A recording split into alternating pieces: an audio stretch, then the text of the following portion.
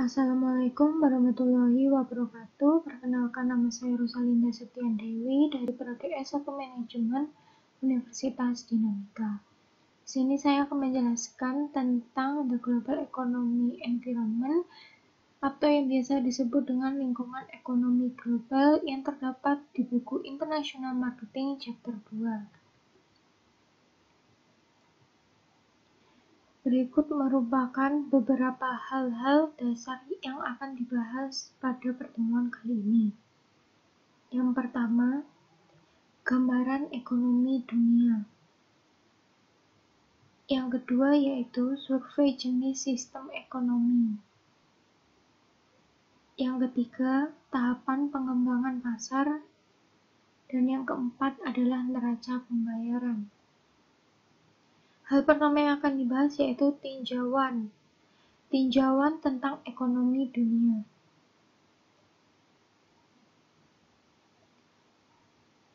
Poin pertama yaitu ikhtisar perubahan utama. Krisis ekonomi global menggambarkan dengan jelas sifat dinamis dan terintegrasi dari lingkungan ekonomi. Banyak perusahaan yang terlibat dalam pemasaran global melakukan upaya untuk menjangkau pelanggan baru mereka yang berada di luar negara asal mereka berada dengan cara meningkatkan penjualan, laba, pangsa pasar, dan juga promosi. Terdapat beberapa perubahan pada era pemasaran global saat ini. Yang pertama, perubahan adalah peningkatan volume pergerakan modal, yang artinya bahwa pergerakan modal mudah jauh lebih dari volume dolar perdagangan global. Dengan kata lain, perdagangan mata uang mewakili pasar terbesar di dunia. Yang kedua, yaitu perubahan menyangkut hubungan antara produktivitas dan juga pekerjaan. Untuk menggambarkan hubungan ini, perlu untuk meninjau beberapa sifat dari ekonomi makro dasar. Yang ketiga, munculnya ekonomi dunia sebagai unit ekonomi yang sangat dominan. Adalah munculnya beberapa produk dan juga layanan di dunia yang tumbuh secara dominan dan juga mampu dengan mudah menguasai pangsa pasar.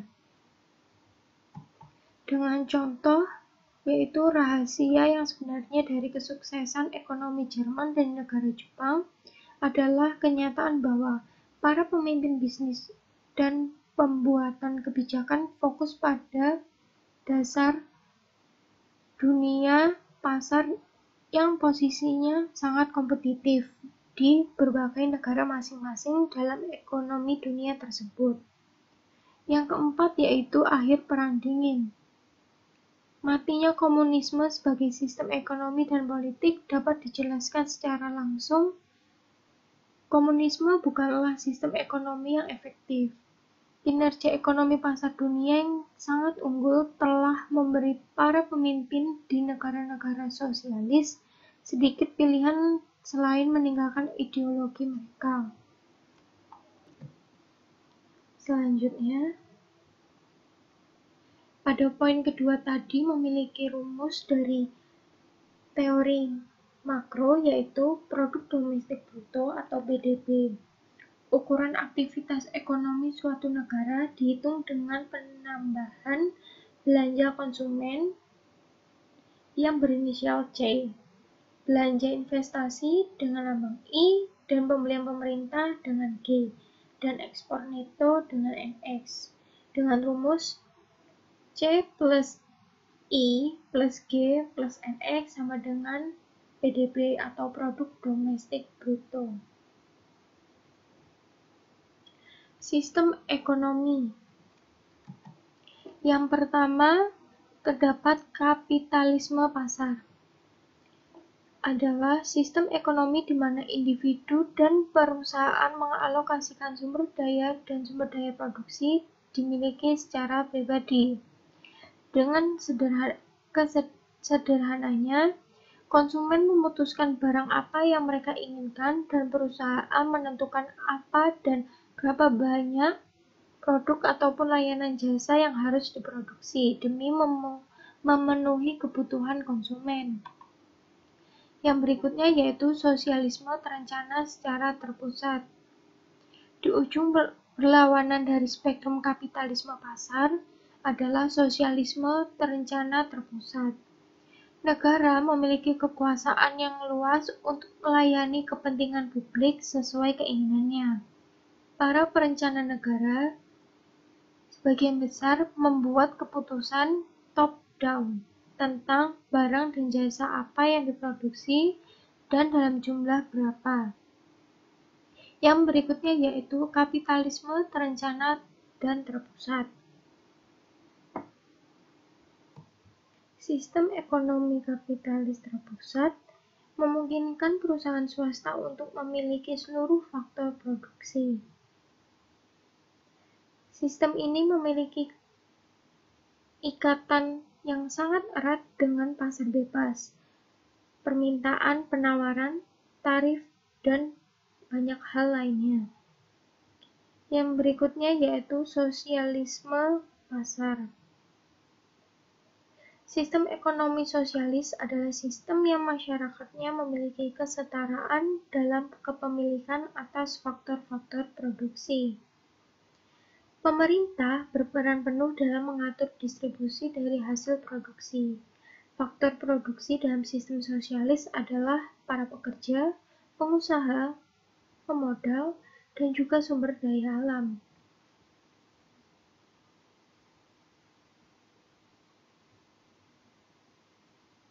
Tahap pengembangan pasar. Pengembangan pasar merupakan sebuah usaha yang dilakukan dalam meningkatkan penjualan dari hasil produk yang dihasilkan atau meningkatkan produktivitas. Sedangkan untuk tahapan merupakan suatu bentuk langkah kegiatan dalam memproses suatu produk. Negara pendapatan rendah.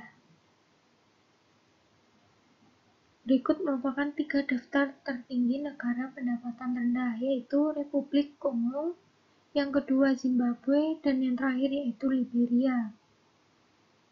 Negara pendapatan rendah memiliki arti adalah besarnya pendapatan rata-rata penduduk di suatu negara yang kurang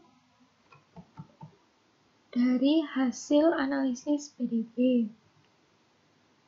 Semakin besar pendapatan per kapitanya, maka semakin makmur negara tersebut. Terdapat beberapa karakteristik. Yang pertama, industrialisasi terbatas dan persentase penduduk yang terlibat dalam pertanian dan pertanian subsisten yang sangat tinggi. Yang kedua, angka kelahiran tinggi dan harapan hidup pendek. Yang ketiga, ketergantungan yang tinggi pada bantuan luar atau dari luar daerah maupun luar negeri. Yang keempat yaitu tingkat melek huruf yang sangat rendah. Kelima, ketidakstabilan politik dan kerusuhan. Yang keenam, konsentrasi di Afrika Selatan Sahara yang terlalu memfokuskan pada sistem ekonomi individualisme. Negara pendapatan rendah didapatkan dari hasil pembagian pendapatan nasional suatu negara dengan jumlah penduduk negara tersebut. Pendapatan per kapita juga merefleksikan PDB per kapita. Pendapatan per kapita sering digunakan sebagai tolak ukur kemakmuran dari suatu negara. Berikutnya yaitu high income countries atau negara berpenghasilan tinggi. Berikut merupakan 3 teratas negara dengan berpenghasilan tinggi menurut PDB. Yang pertama yaitu Qatar, yang kedua yaitu Luxembourg, yang ketiga adalah Singapura. Dengan definisi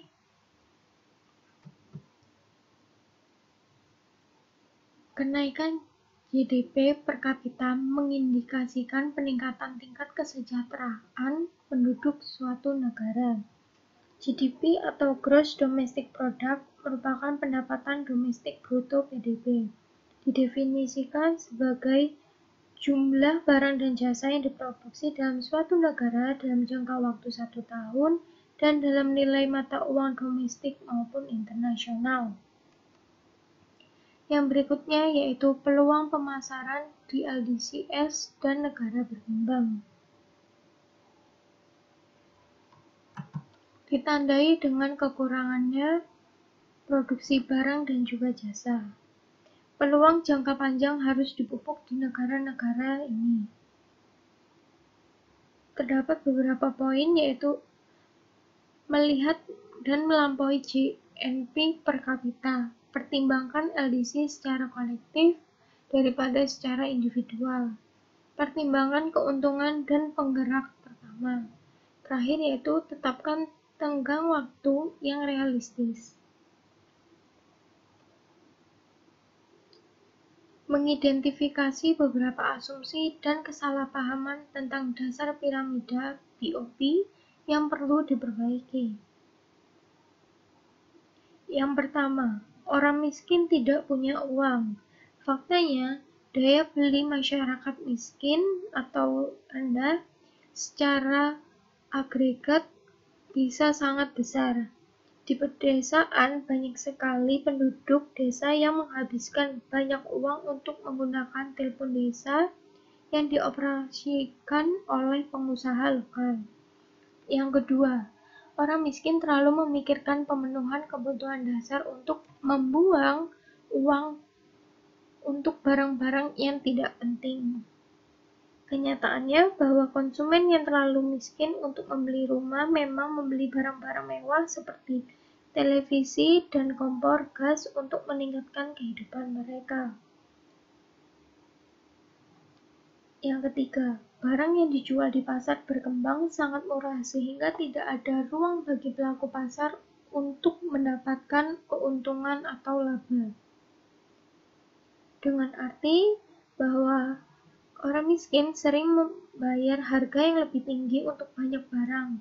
Ada peluang bagi pesaing yang efisien untuk mendapatkan keuntungan atau laba yang menarik dengan menawarkan kualitas dan harga yang sangat rendah. Yang keempat yaitu orang-orang di pasar BOP tidak dapat menggunakan teknologi yang canggih. Padahal banyak sekali penduduk pedesaan yang dapat dan mengoperasikan penggunaan ponsel, PC, gadget, dan perangkat serupa dengan cepat. Yang terakhir yaitu perusahaan global yang menargetkan pasar BOP akan dikritik karena mengeksploitasi orang miskin. Faktanya, perekonomian informal di banyak negara miskin sangat eksploratif. Perusahaan global yang menawarkan barang dan jasa yang meningkatkan standar hidup suatu negara dapat memperoleh keuntungan yang masuk akal sekaligus memberi manfaat bagi masyarakat. Berikutnya kita membahas tentang triad. Triad dapat diartikan sebagai 3 serangkai. Kenaikan ekonomi global telah dicatat oleh banyak pengamat dalam beberapa dekade terakhir. Salah satunya yaitu Kenichi Ohmae yang merupakan mantan ketua McKinsey dan Company Jepang yang mengeluarkan bukunya pada tahun 1985 dengan judul Triad Power. Mewakili salah satu upaya pertama untuk mengembangkan konseptualisasi yang koheren dari tahapan baru yang muncul, Ohmae berpendapat bahwa perusahaan global yang sukses harus sama kuatnya di beberapa negara, contohnya Jepang, Eropa Barat, dan juga Amerika. Mengapa terdapat 3 negara tersebut? Dikarenakan ketiga wilayah ini yang secara kolektif disebut oleh Ohmae sebagai triad, atau yang disebut dengan kata lain yaitu perwakilan pusat ekonomi dominan di dunia. Berikutnya, implikasi pemasaran dari tahap pengembangan. Tahapan pembangunan ekonomi dapat menjadi pedoman pemasar dalam mengevaluasi tingkat kejenuhan suatu produk atau persentase calon pembeli atau rumah tangga yang memiliki produk tertentu. Berikutnya yaitu neraca pembayaran. Neraca pembayaran merupakan suatu catatan yang meringkas transaksi-transaksi antara penduduk suatu negara dengan penduduk negara lain selama jangka waktu tertentu.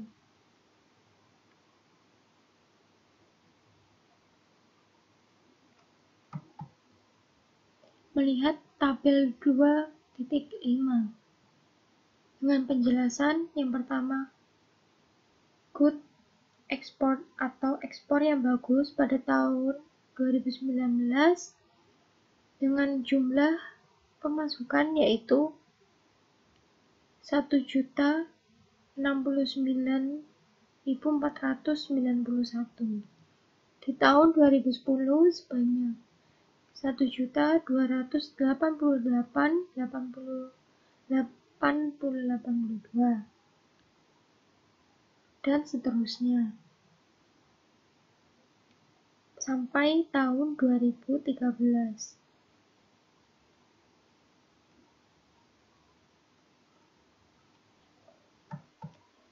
Sedikit catatan. Neraca berjalan, yaitu catatan dari semua perdagangan berulang dari barang maupun jasa dan bantuan kemanusiaan. Berikutnya, defisit perdagangan yang merupakan trade deficit terjadi ketika nilai ekspor suatu negara lebih kecil dibandingkan dengan nilai impornya. Yang ketiga yaitu surplus perdagangan.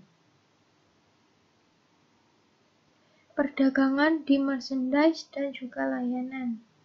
Sektor perdagangan dunia yang tumbuh paling cepat adalah perdagangan jasa. Layanan mencakup perjalanan dan hiburan, pendidikan, layanan bisnis seperti akuntansi, periklanan, teknik, perbankan, investasi, dan layanan hukum, dan royalti, serta biaya lisensi yang mewakili pembayaran atas kekayaan intelektual. Salah satu masalah utama dalam perdagangan antara negara berpenghasilan tinggi dan rendah adalah perdagangan jasa yang fluktuasi inflasinya masih naik turun.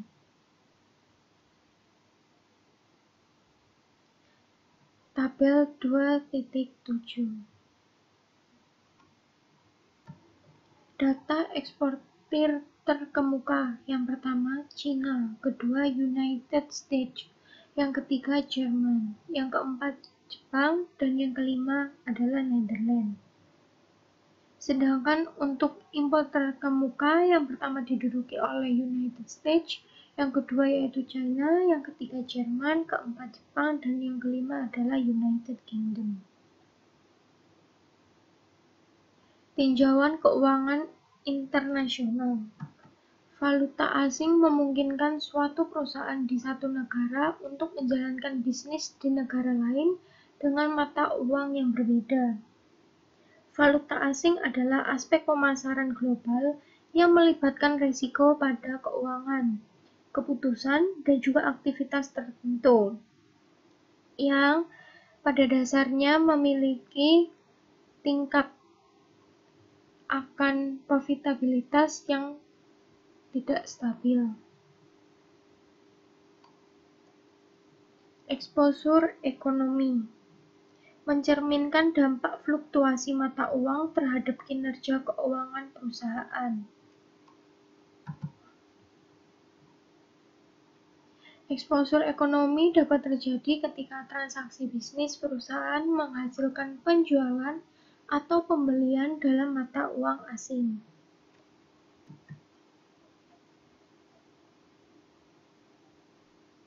Yang berikutnya yaitu dua kategori eksposur ekonomi. Yang pertama, eksposur transaksi, Yang kedua yaitu exposure operasi nyata. Untuk exposure transaksi berasal dari penjualan maupun pembelian.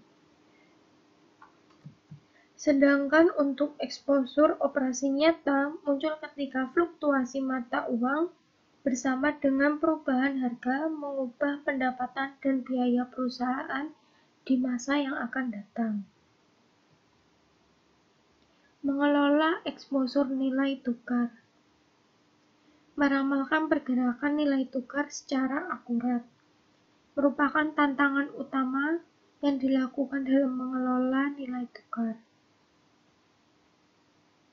Hedging yang memiliki arti metode lindung nilai eksternal untuk mengelola exposure transaksi dan translasi yang mengharuskan perusahaan untuk berpartisipasi dalam pasar mata uang asing. Pasar berjangka. Pasar berjangka adalah mekanisme untuk membeli dan menjual mata uang dengan harga yang telah ditentukan untuk pengirim di masa yang akan datang.